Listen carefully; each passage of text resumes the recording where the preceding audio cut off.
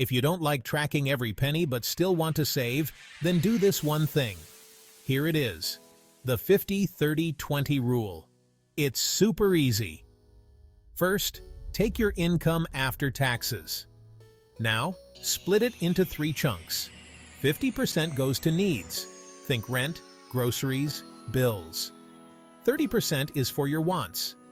Yeah, those fun things like eating out or new clothes. The last 20%? That's for saving or paying off debt. So, let's break it down. If you make $3,000 a month, $1,500 covers your needs. $900 is for your wants, and $600 goes straight into savings or debt. Easy peasy, right? Stick to this rule and you'll see your financial health improve in no time.